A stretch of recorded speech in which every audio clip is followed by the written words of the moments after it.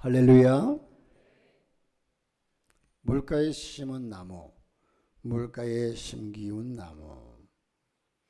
요즘 장마가 많이 비가 많이 오다 보니까 장마로 인하여서 이 가뭄이라는 것을 우리가 별로 그렇게 깊이 생각하지 못하고 살아가는데, 비가 많이 와서 이 장마가 줘도 너무 많이 와도 문제고요.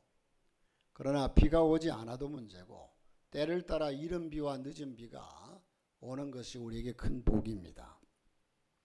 오늘은 이 물가에 심은 나무라는 전제를 가지면 언제나 가뭄을 생각해 볼 수밖에 없습니다. 나 주가 말한다. 나 주에게서 마음을 멀리하고 오히려 사람을 의지하며 사람이 힘이 되어 주려니 하고 믿는 자는 저주를 받을 것이다. 그는 황야에서 자라는 가시덤불 같아서 좋은 일이 오는 것을 볼 수 없을 것이다. 그는 소금기가 많아서 사람이 살 수 없는 땅, 메마른 사막에서 살게 될 것이다. 여러분, 사람이 살 수 없는 땅에서 사람이 산다는 얘기는, 사람이 살 수 없는 땅에서 사람이 산다는 얘기는 결국은 망하고 패망하고 사라진다는 얘기예요. 망해 없어진다는 얘기예요. 왜? 사람이 살 수 없는 땅에서 어떻게 삽니까? 산다고 몸부림쳐 봐도 결국은 망한다. 그러나 주님을 믿고 의지하는 사람은 복을 받을 것입니다. 그는 물가에 심은 나무와 같아서 뿌리를 개울가로 뻗으니 잎이 언제나 푸르르고 무더위가 닥쳐와도 걱정이 없고 가뭄이 심해도 걱정이 없다. 그 나무는 언제나 열매를 맺는다고 오늘 본문의 말씀에서 말씀합니다. 여러분, 뿌리를 물가에, 개울가에, 물가에 내린 나무는 가뭄이 오고 날씨가 더우면 더울수록 더 싱싱하고 더 잘 자라요. 자, 여러분, 하나님께서 자기 백성들에게, 유다 백성들은 물가에 있는 푸른 나무가 아니라 사막 한가운데 있는 마른 가시덤불 같다고 말씀하셨습니다. 사막을 가보면, 광야를 가보면 이 나무들이 듬성듬성 어쩌다 하나씩 보이는데 그 나무들은 가시가 너무 많아요. 비가 안 오니까 얼마나 억센지 몰라요. 자, 하나님께서는 유다 백성들이 사람을 믿고 의지하며 사람이 힘이 되어 주려니 하면서 마음이 여호와를 떠남으로써 오늘 본문에 하나님의 저주를 받고 있다고 그렇게 4절에 말씀을 합니다. 그래서 좋은 일이 오는 것을 보지 못하고 열매를 보지 못하고 꽃을 보지 못하고 광야의 메마른 곳, 사람이 살 수 없는 사막에 살 것이라고 말씀을 합니다. 참 안타깝죠. 여러분, 실제로 그 당시에, 이 말씀이 기록되는 그 당시에 신흥 강국이었던 바벨론이 나타나서 유다 백성을 위협합니다. 유다 나라를 위협해요. 그때 이 유다는요, 자신들의 우상 숭배와 식어진 믿음을 회개하려고 하나님께 엎드리기보다는, 하나님을 의지하기보다는 강대국 이집트에 보물과 사신을 보내서 도움을 요청합니다.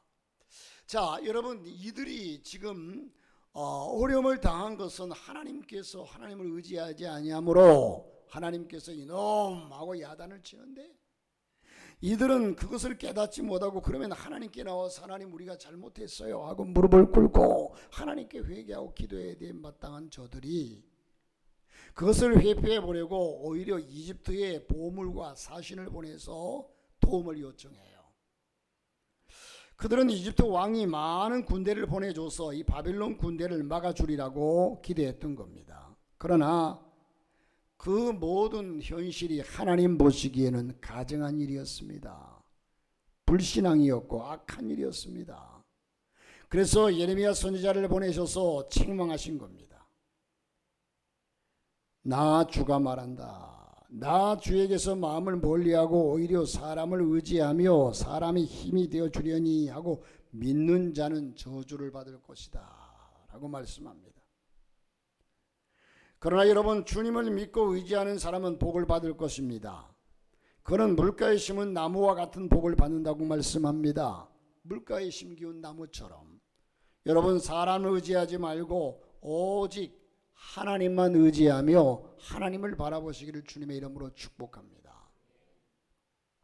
여러분 사람을 의지하지 말고 오직 하나님만 의지하기를 바라는데 사람에게 도움을 요청하기보다는 하나님께 도우심을 구하고 하나님께 공급받는 그런 물가에 심은 나무와 같은 그런 복을 우리는 받아야만이 우리는 영구적으로 살아갈 수가 있습니다. 이 말씀은 인류 역사 이래 변하지 않는 진리입니다. 예나 지금이나 창조 때부터 지금까지 변하지 않는 진리입니다. 여러분 사람을 의지하며 사는 사람은 저주를 받고 망하게 된다. 여러분 또한 사람은 의지할 대상이 못 됩니다. 믿을 만한 대상이 못 돼요. 하나님을 의지하며 살면 복을 받아 어떤 시련이 올지라도 걱정이 없고 이젠 날로 좋은 열매를 맺게 될 것이라고 말씀을 합니다. 여러분 이사야서 2장 22절의 말씀에 뭐라고 말씀하느냐 하면 자 이사야서 2장 22절 우리 함께 여러분 화면을 보면서 읽어보겠습니다. 시작. 너희는 인생을 의지하지 말라. 그의 호흡은 코에 있나니 셈할 가치가 어디 있느냐. 너희 인생을 의지하지 말라. 그 호흡은 코에 있나니 셈할 가치가 어디 있느냐라고 말씀을 해요. 여러분 모든 이 진리를 깨닫고 어떤 사람도 의지하지 말고 여러분 우리가 저와 여러분이 정말 든든한 벽에다가 기대고 있으면 괜찮은데 아니면 기댈 만한 곳이 못된 곳에 기대고 있다가 그것이 넘어질 때에 아주 큰 코를 다치게 돼요. 우리는 전능하시고 이젠 완전하신 전지전능하신 하나님을 의지하고 신뢰하는 참된 믿음을 가지고 나아가시기를 주의 이름으로 축복합니다. 성경은 말씀합니다. 사람을 믿으며 혈육으로 그 권력을 삼고 마음이 여호와에게서 떠난 그 사람은 저주를 받을 것이라. 저주를 가만둬도 망하겠지만 그러나 그는 또한 저주까지 받을 것이라고 경고하고 있습니다. 우리가 불행한 이유는요 한 가지입니다. 사람을 믿고 마음이 하나님께서 떠났기 때문에 그래요. 여러분 제가 가끔씩 그 TV를 보는 프로그램이 하나 있는데 여러분도 한 번쯤은 다 봤어요. 나는 자연인이다. 이게 많은 방송에서 재방송을 많이 하죠. 본 것도 또 보고 하는데 다큐멘터리다 보니까 참 진지해요. 그런데 그렇게 산속에 들어와 가지고 야 산속에 들어와서 혼자 사는 사람이 저렇게 많은가 할 정도로 계속해서 방영이 되죠. 그러나 이 사람들의 보편적인 모습을 보면 전부 세상에서 쫄딱 망하고 들어왔어요. 쫄딱 망하고 어떤 이는 경제적으로 어떤 이는 몸의 건강을 잃어버리고 이런 저런 모습으로 쫄딱 망해서 이젠 죽어도 산에 가서 죽자 하고서 산으로 들어온 거죠. 그런데 여러분 저들이 망가진 세상에 살 때는 한때는 다 힘있게 잘 살았어요. 뭐 몇 억을 잃어버리고 수억을 잃어버리고 수십억을 잃어버리고 그러다가 어쩔 수 없이 산에 들어왔다고 얘기하는데 그 잃어버린 이유 중에 하나가 어쩌다가 그 많은 재산을 잃어버렸습니까 하면 보편적인 사람들이 보증을 잘못 써서 그렇다는 거예요. 보증을 잘못 써서. 그래서 한순간에 그냥 압류되고 차압당하고 다 날아갔다는 겁니다. 여러분 보증을 쓸 때에는요 상대방에 대한 믿음이 있으니까 서주는 게 아니겠습니까? 그런데 그 믿음이 결국 망하게 만들었다는 겁니다. 의외로 사람을 믿고 보증을 쓰다가 모든 재산을 날리고 불행해진 사람들이 한두 사람이 아닙니다. 사람을 믿고 신용카드를 빌려줬다가 고통 겪는 사람도 한두 사람이 아닙니다. 사람을 지나치게 신뢰하고 중요한 비밀을 말했다가 누설하는 바람에 공경에 처하는 사람들도 많습니다. 서로 믿을 때는 무슨 얘기를 못하겠습니까? 그러나 사람은 믿을 만한 존재가 못 된다는 사실이에요. 사람을 믿고 의지하다가 배신을 당해서 불행해진 사람들은 우리 주변에도 한두 사람이 아닙니다. 많습니다.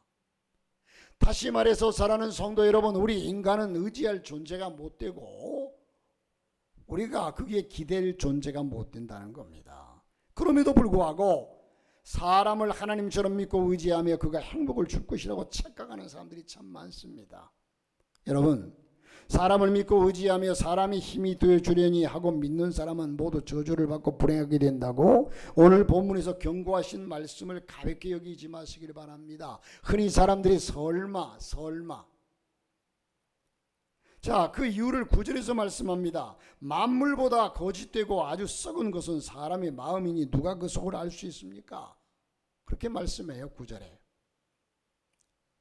그러면 어떻게 해야 복을 받고 아름다운 인생을 살 수 있을까? 하나님을 신뢰하고, 여러분, 저와 여러분이 하나님을 신뢰하고, 하나님은 전지전능자시고 우리 인간을 창조하신 분이시고 예나 지금이나 살아계시고 어제도 오늘도 살아계시고 역사하시는 하나님이십니다. 그러므로 그 하나님을 신뢰하고 의지하는 인생은 복을 풍성하게 받아 누린다고 했습니다. 성경은 말씀합니다. 그러나 주님을 믿고 의지하는 사람은 복을 받을 것이다. 확실한 말씀입니다. 진리입니다. 복은 하나님께서 우리에게 주시는 선물입니다. 하나님을 떠나서는 모든 것을 충족한다 해도 행복할 수가 없어요. 그것은 하나님이 주신 것이 아니기 때문입니다. 행복은 오직 하나님을 소유하고 사는 것입니다. 세상에서 확실하게 믿을 수 있는 대상은 오직 하나님 한 분밖에 없습니다. 이 땅에 여러분, 우리 눈에 보이는 모든 이 실상들은 언젠가는 다 사라질 것들이에요. 영원하지 않아요. 어떤 사람은 말합니다. 세상에 믿을 이가 아무도 없다. 맞습니다. 그러면서 나는 오직 나 자신밖에는 안 믿는다는 거예요. 나 자신을 믿는다는 겁니다. 그러나 나 자신도 믿을 수 없습니다. 자신은 절대 건강하다고 믿었는데 한순간에 쓰러져서 세상을 떠난 이들도 흔히 봅니다. 다른 사람의 실수와 허물을 비난하던 사람이 어느 날 자신도 같은 실수와 범죄를 하고 죄를 저지르고 비난의 대상이 되는 것을 또한 많이 봅니다. 그래서 많은 사람들이 뭐 내로남불이다 어쩌다 얘기들을 합니다.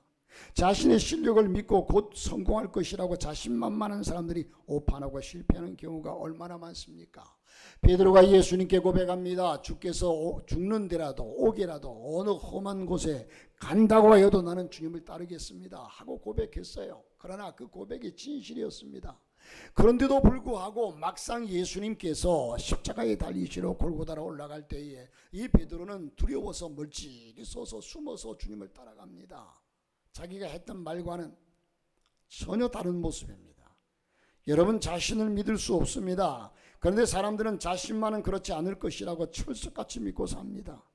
어쩌다가 한번 실수한 것이지 이번에는 절대 성공한다고 여기다가 또 자신에게 속습니다.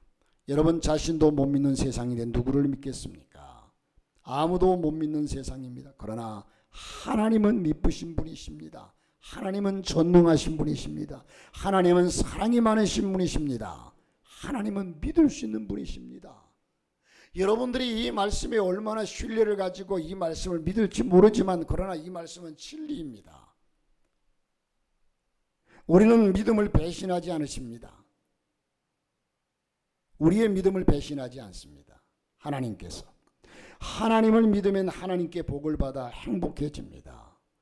여러분, 하나님을 의지하고 하나님께 의뢰하는 사람은 하나님께 복을 받아 물가에 심기운 나무처럼 때를 따라 시절을 쫓아 과실을 맺으며 그 잎사귀가 마르지 않음 같으니 그 행사가 영원토록 형통하리로다. 자, 그러면 물가에 심은 나무처럼 된다는 말이 무슨 깊은 의미와 뜻이 있을까요? 무슨 의미일까요? 구체적으로 보면 물가에 심은 나무같이 늘 푸른 인생이 된다는 겁니다. 늘 푸른. 제가 이 사실을 한번 경험해 본 적이 있습니다. 수지의 풍덕천, 지금은 다 개발이 되어가지고 그 기도원이 아마 없어졌을 거예요. 수지 풍덕천에 성광기도원이라고 있었어요. 그 기도원에서 우리 학생들이 여름에 수련을 한번 하기 위해서 답사를 갔는데 아주 여름에 무더웠어요. 가물었어요. 그 뒤에 산으로 이제 쭉 올라가 봤더니 산에 계곡이 있는데 계곡가에 쭉 있는 나무들은 얼마나 무성하고 풍성한지. 그런데 등성이로 올라갔더니 등성이에 있는 나무는요 아주 잎사귀가 시들시들해 해가지고 쭉 쳐져 있어요. 그 뙤약 볕에. 그것이 여러분 병들어서가 아니라 지금 그들의 뿌리를 어디에 내리고 있느냐에 따라서 다르더라는 겁니다. 여러분 물가에 심은 나무는 토기가 닥쳐와도 환란이 닥쳐와도 걱정하지 않습니다. 가뭄이 심해도 걱정이 없습니다. 언제나 그 잎이 푸르릅니다. 비가 오지 않아도 늘 푸르는 모습을 뽐내게 됩니다. 토기가 오면 잎이 수분을 더 많이 증발합니다. 그래도 걱정이 없습니다. 왜냐하면 뿌리를 강변에 뻗치고 있어서 얼마든지 물기를 뽑아 올릴 수 있기 때문입니다. 사랑하는 성도 여러분, 저와 여러분의 인생이 예수 그리스도 생명수 되신 예수 그리스도 위에다가 심겨져서 살아갈 수 있기를 주의 이름으로 축복합니다. 자, 광야나 사막지대에 있는 오아시스가 있는 지역에만요, 오아시스, 물이 있는 지역에만 나무가 잘 자랍니다. 멀리서도 나무가 고진 것을 보고 다가가면 거기는 틀림없이 그 주변에 샘물이 있습니다. 뿌리가 끊임없이 수분을 공급받을 수 있기 때문입니다. 이것처럼 여호와를 의지하는 인생은 언제나 하나님께 은혜를 공급받기 때문에 부족함이 없습니다. 저와 여러분도 날마다 하나님께 은혜를 공급받으며 사시기를 주님의 이름으로 축복합니다. 주의 은혜를 누리며 사는 삶은 불행할 수가 없어요. 주와 같이 길 가는 것 즐거운 일 아닌가. 우리 주님 걸어가신 발자취를 밟겠네. 사랑하는 성도 여러분, 그러면 날마다 주님과 더불어 주의 은혜를 공급받으며 사시기를 바랍니다. 뿌리를 하나님께 깊이 내림으로써 하나님께 온갖 좋은 것을 날마다 공급받으면서 부족함이 없는 인생, 주와 동행하는 인생.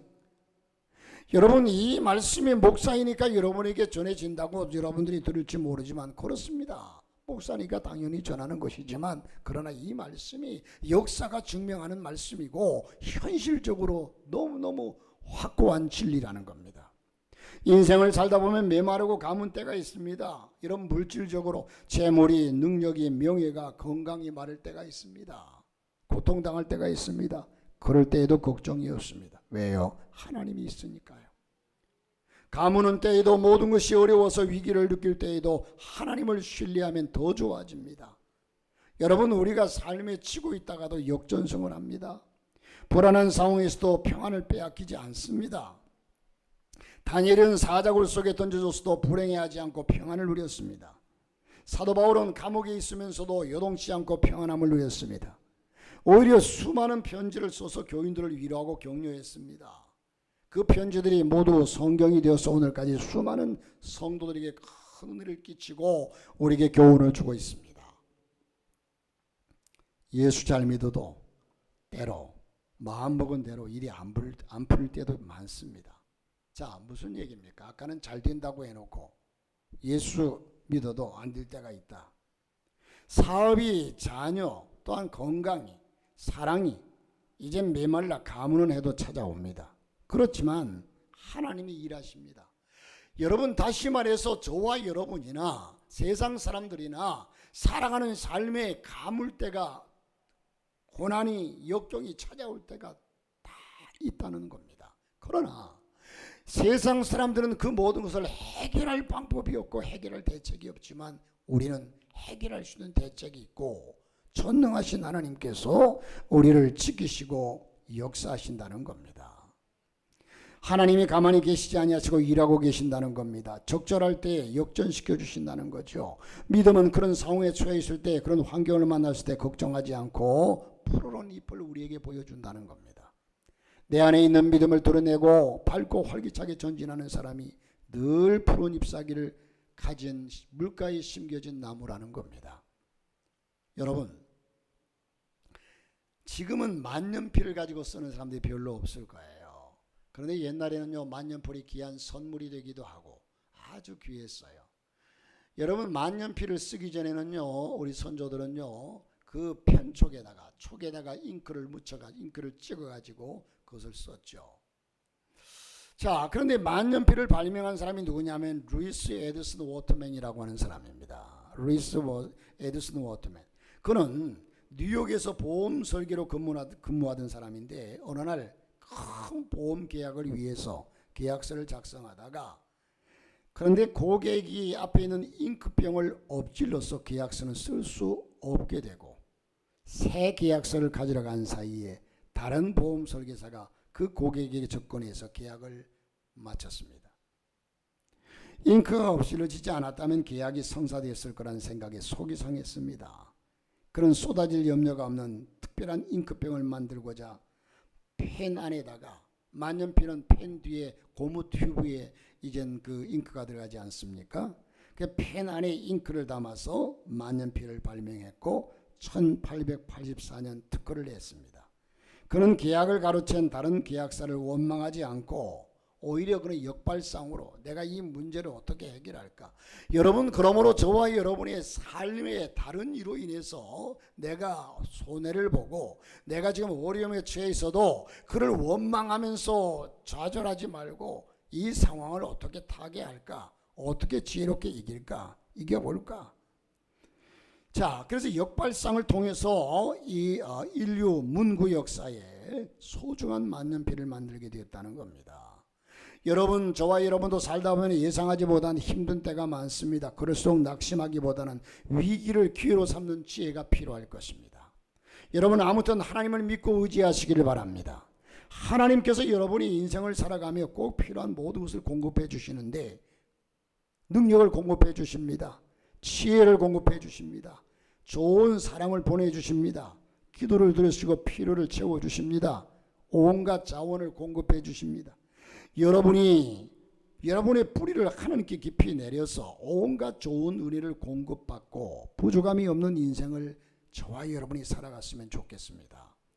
건강이 필요할 때 건강을, 사랑이 필요할 때 사랑을, 물질이 필요할 때 물질을, 지혜가 필요할 때 지혜를, 그리고 말씀의 은혜를 넘치게 공급받아서 풍성한 삶이 되시기를 주님의 이름으로 축복합니다. 두 번째, 물가에 심은 나무같이 언제나 열매를 맺습니다. 물가에 심은 나무같이. 오늘 본문에 하나님을 신뢰하는 사람은 물가에 심은 나무와 같아서 무더위에도 가물어 메마른 해에도 언제나 푸르르고 언제나 꽃을 피우고 열매를 맺는다고 말씀합니다. 시편 1편에서도 말씀합니다. 복 있는 사람은 악인의 꾀를 쫓지 아니하고 죄인의 길에 서지 아니하며 오만한 자의 자리에 앉지 아니하고 오직 여호와의 율법을 즐거워해 그 율법을 주야로 묵상하는 자로다. 복 있는 사람은 시냇가에 심은 나무가 철을 따라 열매를 맺으며 그 잎사귀가 시들지 아니한 같으니 그 행사가 다 형통하리로다. 악인은 그렇지 않으며 그랬습니다. 하느님마다 잘 된다는 거죠. 시편 92편에서는 청장년 시절뿐만 아니라 늙어도 결실하고 진액이 풍족하고 빛이 청청하게 된다 약속합니다. 요한복음 15장에서 예수님은 나는 포도나무에 내는 가지니 저가 내가 저 안에 있으면 이 사람이 열매를 많이 맺나니. 열매가 뭘까요? 일의 형통, 좋은 결과, 가문의 번성, 수고의 보람, 또한 우리의 모든 삶의 행복일 것입니다. 그러므로 주님을 모시고 주님을 의지하고 볼지어다 내가 문 밖에 서서 문을 두드리노니 누구든지 내 음성을 듣고 문을 열면 나는 그에게로 들어가 그로도 벌어먹고 그는 나로도 벌어먹으리라. 주님과 동행하는 삶을 말합니다. 행복에는 여러 가지가 있지만 보람을 느낄 때 큰 행복을 맛볼 수가 있습니다. 열매를 잘 맺는 것은 어떤 목표를 가지고 나가다가 그 목표를 달성하고 좋은 결과를 보는 것을 우리는 이젠 열매를 잘 맺는 것이라고 얘기할 수 있습니다. 뭔가 큰 비전을 가지고 꿈을 가지고 기도하다가 그 꿈이 이루어질 때 우리는 행복할 수 있습니다. 전도를 시도해서 영혼을 구원하기 위해서 기도하고 전도했는데 그가 하나님께로 나올 때 그 기쁨이 밀려옵니다.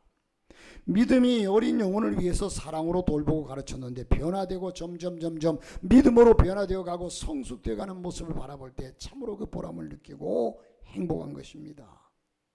누군가를 위해서 중보 기도를 했는데 그 기도가 응답되어서 문제가 해결되는 것을 보면 얼마나 기쁩니까? 내가 봉사한 결과로 여러 사람이 유익을 얻고 또 큰 도움이 되었을 때에 그 보람이 얼마나 행복하고 여러분 마음속에 기쁨이 됩니까? 열매를 맺는다는 것은 바로 그런 겁니다. 믿음의 사람은 그런 행복을 늘 맛보고 믿음의 사람은 늘 하나님이 내게 역사하심을 느끼고 크고 작든 간에 소소한 모든 것까지도 느끼고 살아가는 것이 행복이고 복인 줄로 믿습니다. 할렐루야.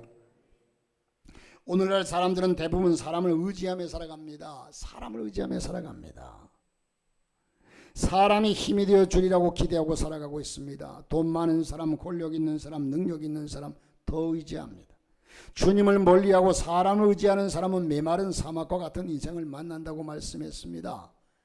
여러분, 하루 이틀 사이가 아니라 쭉 그 인생을 두고 보십시오.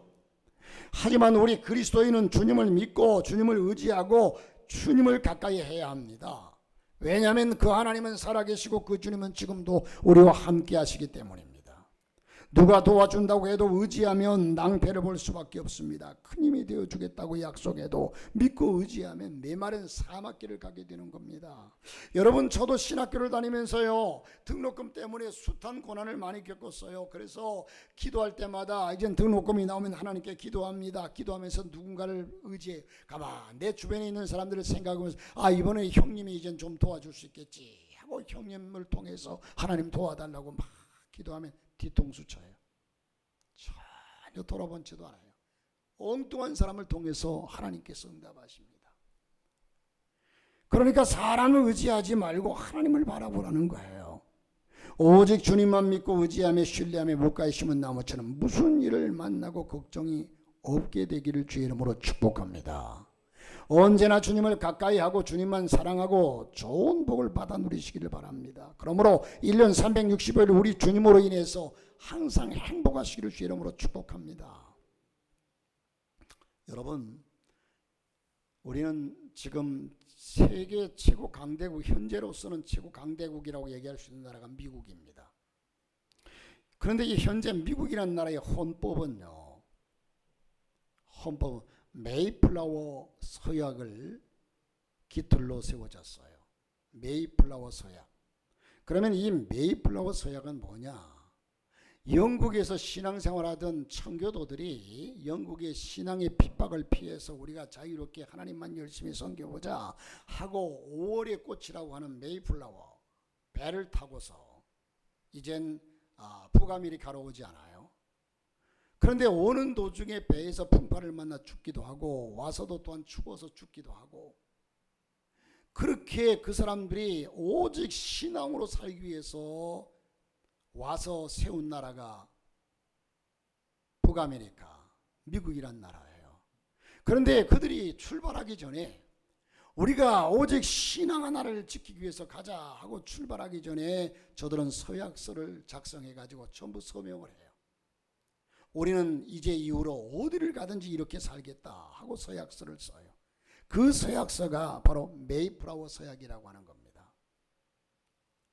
영국에서 종교 핍박을 피해서 북아메리카로 이주한 청교도들은 정착하기 전에 다음과 같은 서약서에 모두 사인을 합니다.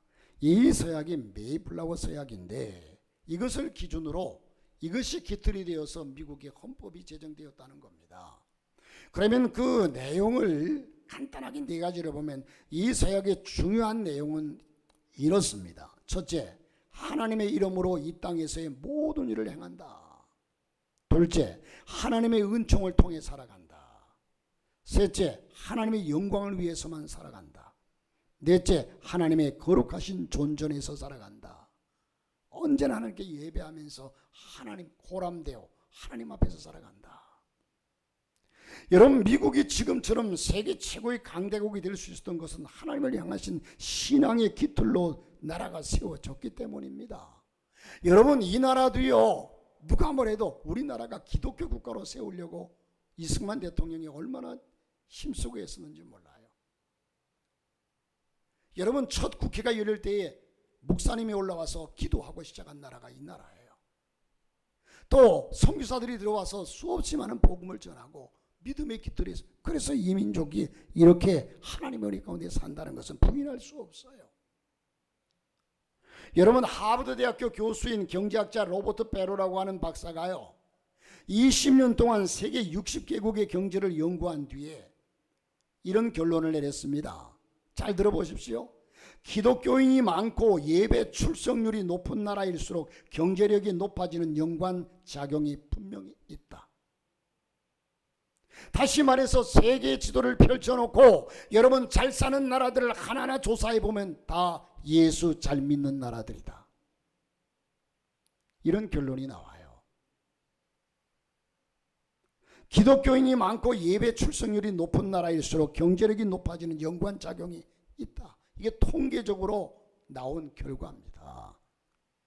로버트 베로 박사가 연구 20년 동안 연구해서 내놓은 결과입니다. 그렇습니다. 여러분 예나 지금이나 하나님은 살아계십니다. 우리와 함께 하시기를 원하십니다. 그 전능하신 하나님을 의지하고 믿음으로 살아가는 나라와 민족과 개인은 가문은 잘 되게 돼 있습니다. 하나님께서 붙잡아 주십니다. 역사하십니다.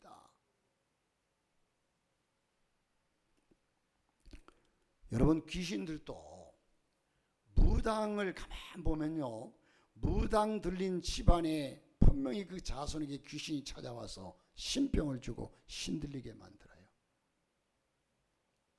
그러므로 우리는 그 모든 세상의 저주를 끊어버리고 예수를 믿고 이제부터는 그와 반대로 예수를 잘 믿는 믿음의 가정에서는 그 믿음으로 통해서 믿음의 역사가 흘러가고 성전 문지방에서 흘러나오는 생수가 점점 가면 갈수록 그 생수가 닿는 곳에는 소생하고 번성하고 새로운 놀라운 축복이 임하는 것을 보게 됩니다. 이 사실은 역사가 증명하고 있습니다. 자, 여러분 세상 사람들이 그렇게 우리 기독교를 핍박하고 뭐 개독교다 어쩌다 예수 믿는 사람들을 교회를 욕하지만, 그리고 요즘 미스금을 통해서 때로는 목회자가 때로는 교회가 뭐 성도들이 여러 가지 좋지 않은, 여러분 그런 일이 일어날 수 있어요. 일어날 수 있어요. 왜? 그들도 인간이기 때문에. 인간. 교회 안에는 여러분 성경을 보더라도 성경에 지저분하고 죄악된 일들이 얼마나 많습니까? 하나님의 사람들이. 그러나 여러분 세상의 어느 단체나 다른 단체보다 훨씬 적어요. 그런 일이. 예. 사람이니까 그런 일이 일어날 수 있죠. 사실 기독교가 여러분 이제 그 세상에 펼치는 손길이 얼마나 큰지 아십니까? 세계적으로 펼치는 선교라는 이름 하에서 그 어려운 나라들로 교회들이 베푸는 물질들이 얼마나 많은 물질들이 흘러가는 줄 아십니까? 어쨌든 여러분 그리스도인이 바라고 꿈꾸는 복은 세상의 복과 다릅니다. 하나님의 말씀을 지키며 살아갈 때 일어나는 모든 일이 복이고 하나님의 말씀을 어길 때 일어나는 모든 일이 저주입니다. 우리는 이제 하나님의 말씀을 기준으로 삼아서 하나님이 주시는 복의 길만을 걸으시기를 축복합니다. 그러면 복되고 형통할 것입니다. 요셉이 가는 길에 요셉은 전혀 하나님의 손을 놓지 않았습니다. 어떤 길을 가도 어떤 환난을 만나도 하나님의 손을 놓아버려야만이 살 것 같은 환경을 만났어도 그러나 하나님의 손을 놓지 않고 나갔을 때에 요셉은 마지막에 하나님께서 애굽의 총리로 쓰는 것을 보게 됩니다. 저와 여러분의 삶이 어떤 환경에서 하나님의 손을 놓지 않으면 살 수 없을 만큼 고통스럽고 힘든 상황에 와도 하나님 앞에 내가 어찌 뚝지하리이까? 하나님의 손을 붙잡고 끝까지 승리하여서 하나님의 영광을 볼 수 있기를 주님의 이름으로 축복합니다.